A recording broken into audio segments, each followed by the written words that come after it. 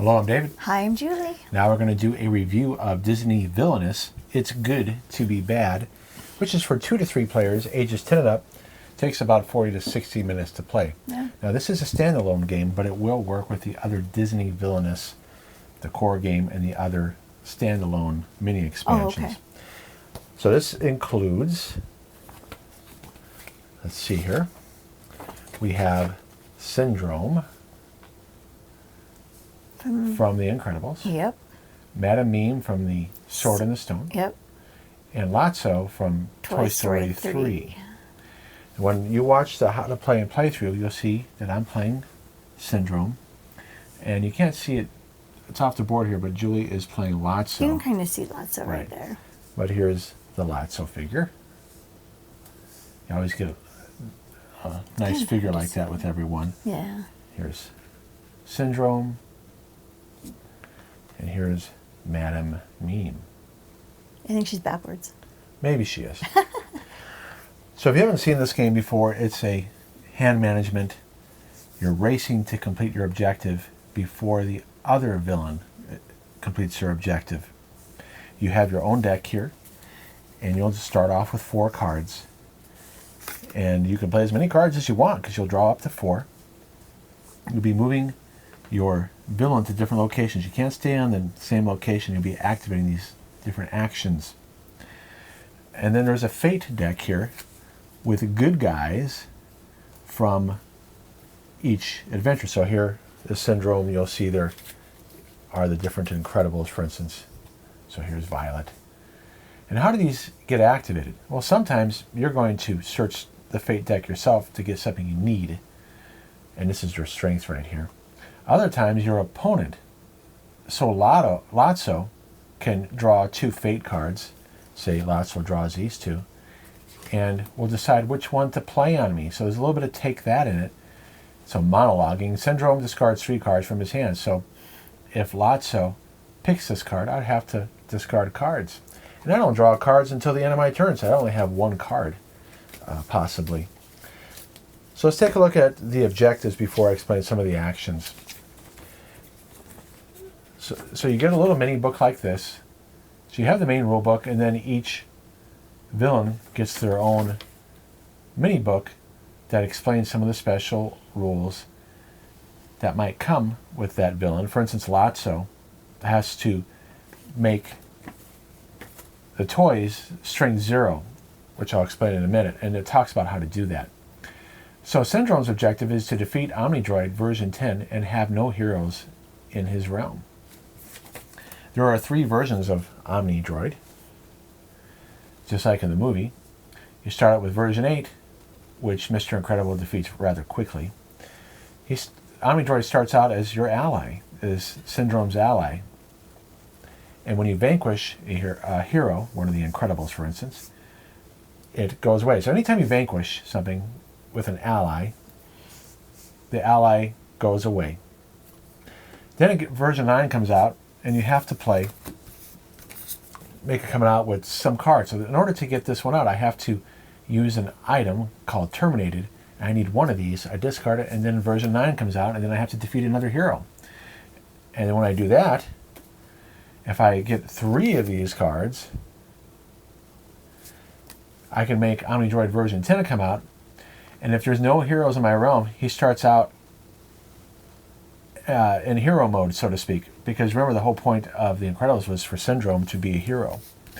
And Syndrome then has to use, I have to get this card out of my deck, the remote, into my realm, use the remote to defeat Omnidroid. However, if there's a hero, and this is where Lotso or Madam Mim, if we're playing a 3-player game, could draw heroes, and if a hero comes up, the hero will steal the remote, just like in the movie, and now I have to use Omnidroid to defeat the hero, and then I got to use the remote to defeat Omnidroid. So this is the most complicated part of this set, is how to handle the Omnidroid. So if there's already a hero up here, Omnidroid will start down here, and I'll use the Omnidroid to defeat Mr. Incredible, and then the Omnidroid goes up here, and then the remote would be down here, and I got to get the remote in the same location with the Omnidroid and be there to defeat it. In the meantime, Julie can slow me down by making another hero come up. If I had, so Jack, if Jack came up, would steal the remote. Actually, I don't think he steals the remote. I thought he did. He might not. But the point is, so I can get slowed down. Every time a hero comes up, it can steal the remote. So I have to work quickly when version 10 comes up to get the remote and defeat it. Otherwise, Julia can slow me down by getting heroes to come up. Now, what's Lotso's power here? Or objective? Well, Lotso has to have 4 heroes with strength 0 and Buzz Lightyear in the Caterpillar Room. And if you remember from the movie, the Caterpillar Room is at a preschool. And you use, and so at first, Buzz is going to be helping out the heroes. He's going to protect them. But if you remember in the movie, he goes into demo mode and is confused, and it starts helping Lotso to defeat the heroes. He thinks he's on a mission. So what you got to do with Lotso, you have to make Buzz into demo mode, and then you have to defeat. Hang on, where's it? Where's a hero here? I'm trying to find one. Didn't have Here it. we go. Okay, Rex. So Rex here has a strength of 1. And what has to happen is Lotso will have cards. Oops, it's a -2. Oh. We'll have cards to make the hero go, to put minus tokens on it. So Lotso will use his cards and actions to make any toy go down to 0 strength, and then they're not removed, because usually when you vanquish a hero, they're removed from the game. In this case, they have to be moved to the Caterpillar Room. When there's 4 of them there, and Buzz is also there, then Lotso can win. So how are we doing these things? Well, first I'll explain what Madam Mim does for those who are interested in that villain. Defeat all of Merlin's transformations. And you'll see there's this many transformations. This is the best part of the movie. I've only seen this part of the movie. Crocodile Mim vanquishes Turtle Merlin. Fox Mim vanquishes Rabbit Merlin. And then eventually you get to the Purple Dragon Mim vanquishes Goat Merlin. So you have to go through all those transformations. So how are we doing these things? Well, when you move to a location, you can take certain actions. This is a draw a card action. This is playing Fate, where I would draw 2 of Julie's cards if I go there. And you don't even have to do all these. So if I do move here, I don't have to play a card. I don't have to draw 2 Fate. I can if I want.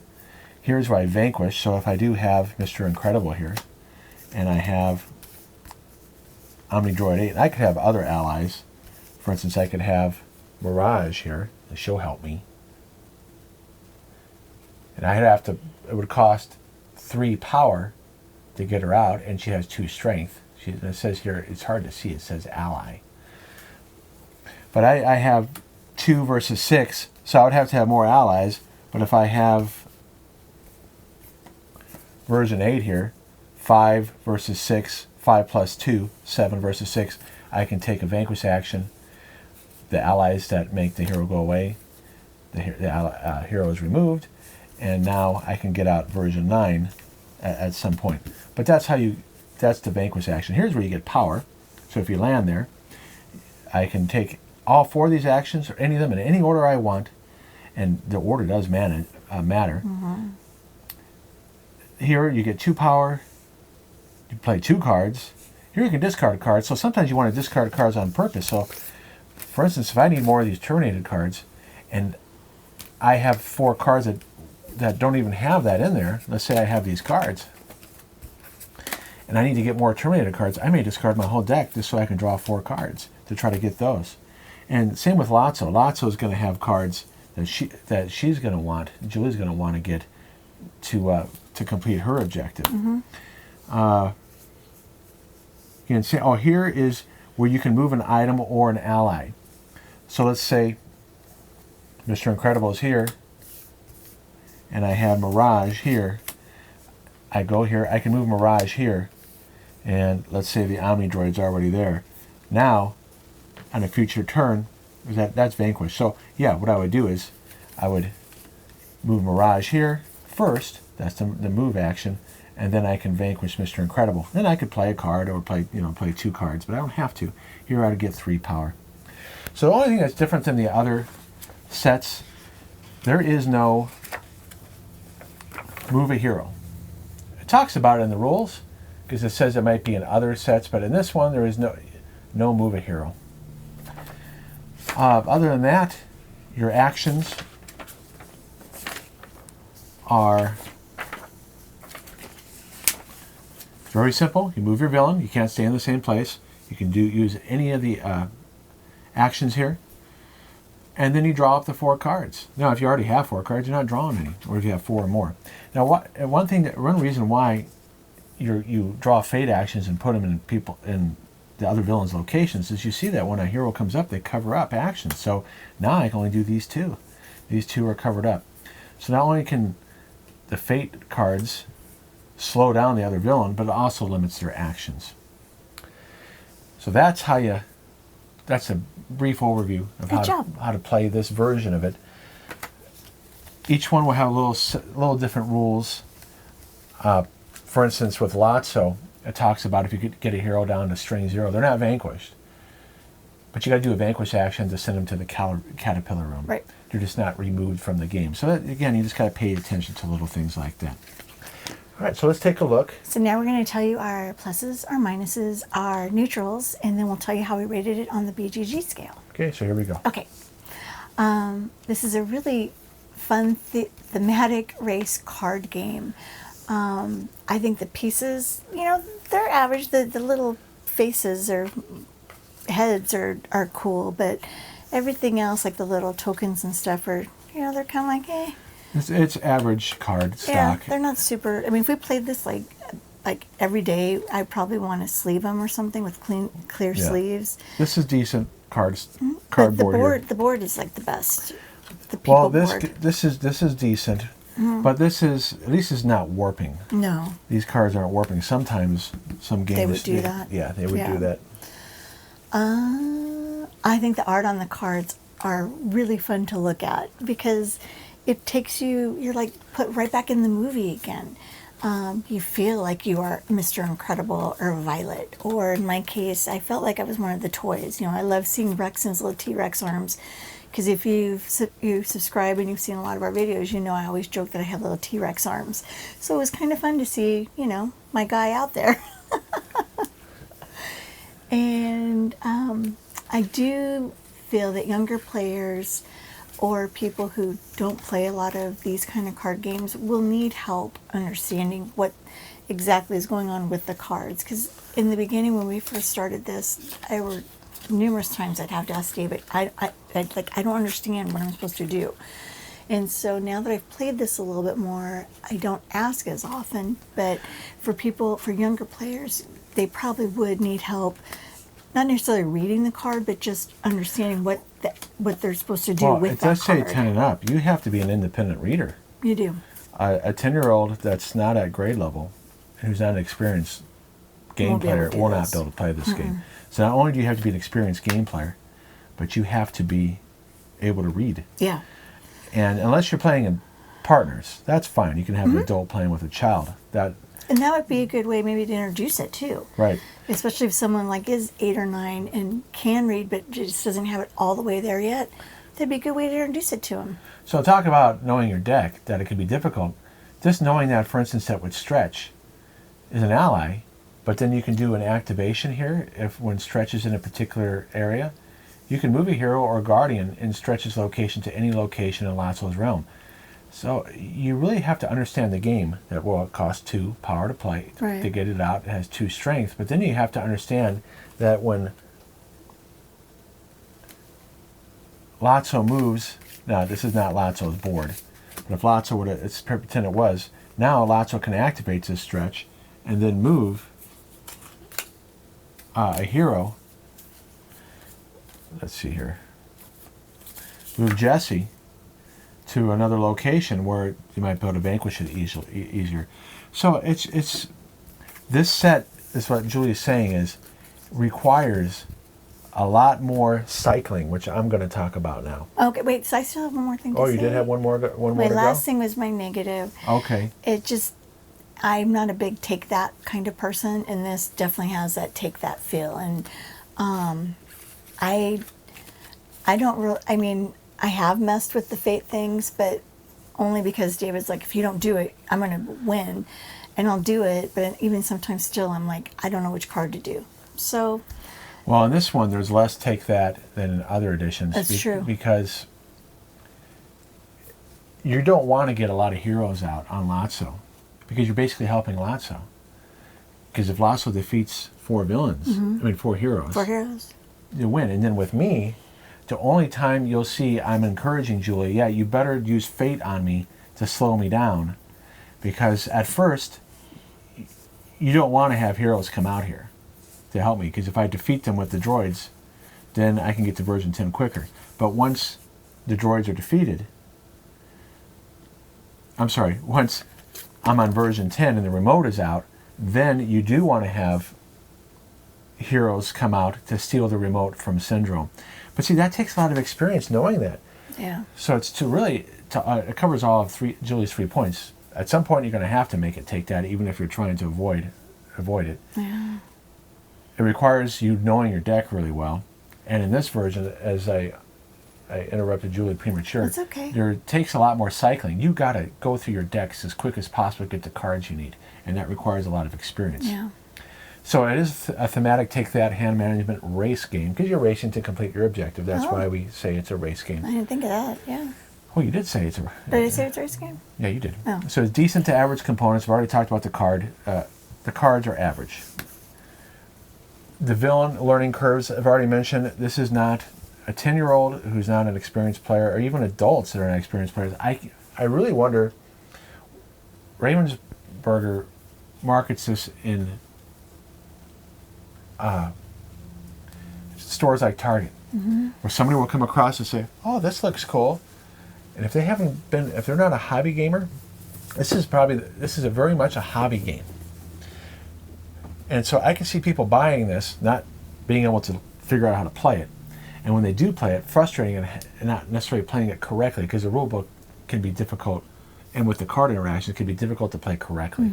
So I'm surprised that they keep on marketing it so much through mass market. It really is a game like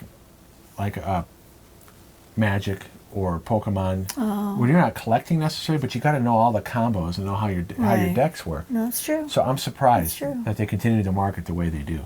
So there's dark filter over the art. If you look here, I have the brightness up pretty high. But if you don't have a lot of light, I don't know why they didn't bring up the gamma correction on here. It's just dark. It's true. I mean, it is nice art because it's grabs from the movie. But there's like a weird dark filter over everything. So that's a negative for me. It's odd. Even with Toy Story at times. No, I think it's a little bit brighter on Toy Story. No, it's dark at times. But I mean, reading the words, it's easier than... Well, that's you're talking about the text. I'm just talking about the art. There's like a dark filter over the art. I guess I should have been clear on that. Oh, I did say that. Okay, so it's challenging directions that need outside confirmation, especially with Syndrome. I really had to check BGG and how it interacts. The hardest part to remember is, if there's no hero out here and you have the remote, then it starts out at the top. But once a hero appears, then you can use the droid to defeat a hero. But as soon as the hero is defeated, the remote gets dropped down and then it goes back up. That's the hardest part to understand. Despite reading this, it's not easy to figure out. So he was very challenging to figure out how to play. And as I already mentioned, the villain deck cycling and strategy discourages player fate interaction. And it's slower because you're having to cycle through so much. Because at some point, you'll see here, I have to get 1, 2, 3, 4. There's 4 in the deck. I have to have 4 of these out. And then I can discard them to bring out version 10. think about how much I have to get through to find that many of them. And then with Julie's powers, to get the certain card, because if I'm not using fate actions on her to get toys out on her heroes, she has to cycle through her deck to draw from her own fate deck. Yeah. And so that's why it's a slower game. That makes sense. So let's see what our review is, keeping all that in mind. 6. So, yeah, we'll play in the mood. Compared to the other sets, it is thematic. Oh, it is. The problem is, though, it's a slower playing game. Yeah. And you definitely, at least for me, I can't play this if I'm tired. Yeah. My brain will not be able to comprehend what's going on very quickly, which means it puts a lot of stress on David because his, obviously you can tell the guy he plays is very complicated. Yeah, he's the most complicated one. And so for him to have to worry about his own thing and then try and help me, it's not fun for David then because I'm not being very independent and it's kind of like he's playing with him. Well, it took by about 3 himself. games. It took 3 games for you to get independent. Yeah. And so keep that in mind. Julie's an experienced gamer. She's not necessarily a gamer that plays a lot of deck, collectible deck games. But you also have to remember I do have a cognitive disability. Okay. Right, I'm pointing out, that's what I'm pointing out. Oh. So you are experienced, but because of that, and you don't play a lot of deck building games like Magic the Gathering where you got to trigger this, trigger that, trigger that. Oh, I would not want to play that. And hand manage. You can play Magic basic decks, but to be competitive, you wouldn't be able to be competitive. I wouldn't want to be. So a competitive Magic player would be like, oh yeah, I get this, boom, boom, boom. I understand what I got to do. But again, that's a hobby player. And that goes to my point. Who is this really marketed for? Why are you selling it in Target when you need experienced gamers? So you're saying that they should successful? only sell it at a game store? I don't even know if it's available at game stores. Oh, I don't know. So it's weird. I think you can get it there. I just don't see it. But because game stores know that it's pushed so hard in Target, they don't necessarily carry it. Oh, makes So sense. it's one of those double-edged swords. Yeah, you can get it, but then the people who are buying it might have a bad experience with it, and then.